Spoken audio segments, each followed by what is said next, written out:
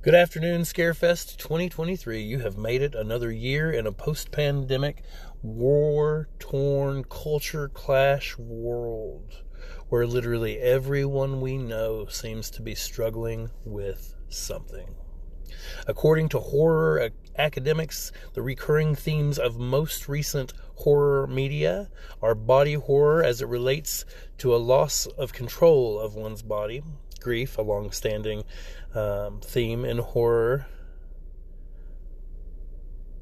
and both in real life and in film, the trap of the mundane. Now, I know in queer visibility that there have been more lesbians in mainstream horror than ever. Congratulations, girls. You have done it. And filling the shelves of our libraries, like that of the Lexington Pride Center, plug, come and get a membership and read these books, are trans-written horror stories about what one can and cannot do in one's own skin. It is no surprise, following a year with some 400 attempted anti-queer and anti-trans bites of legislation,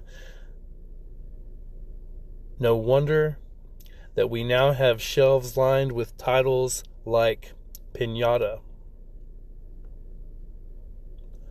Till We Become Monsters, Manhunt, Bound in Flesh, Dead Inside, My Body Is Not My Own, The Terrible Me. These are not good headspaces, but these are stories of surviving. Our bodies feel like they are not our own, but we are in them and we are surviving. Meanwhile, on big screens and streaming into our homes, our films focused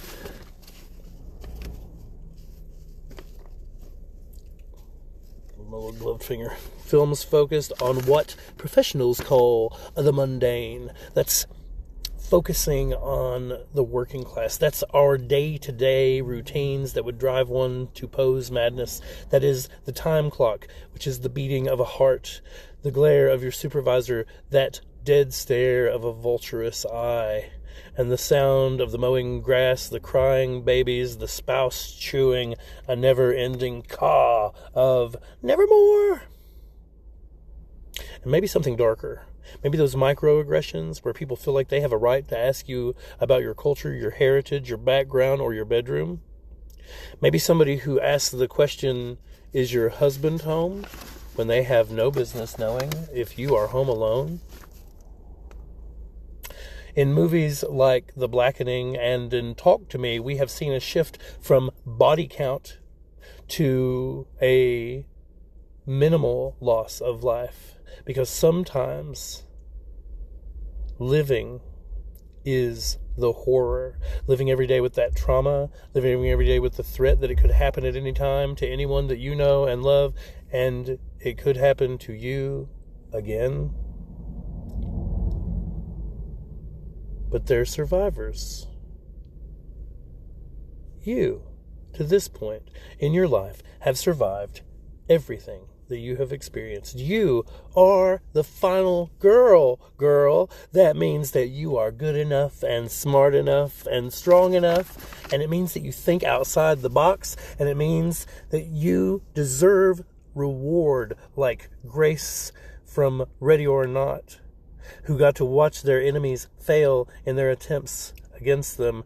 And if you are, or if you have been bullied, may you thrive like Cole in The Babysitter, selfless and caring until you are the last one standing by your virtue alone. And may you all be the Laurie Strodes of your own lives. May you grow stronger every time you are faced with torment over and over. May you grow stronger and stronger until one day, like Sydney from Scream, you finally get that happy ending when it feels like you cannot survive anymore.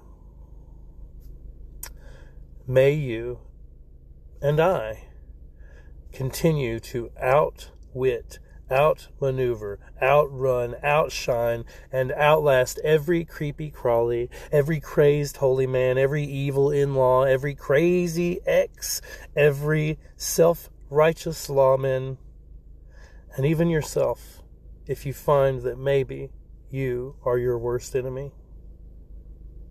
Hey, it happens.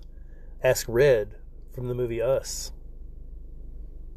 Just remember, until this moment, right here, both of us in this room, you and you and you and you, you're a survivor, and you're a survivor, and you're a survivor.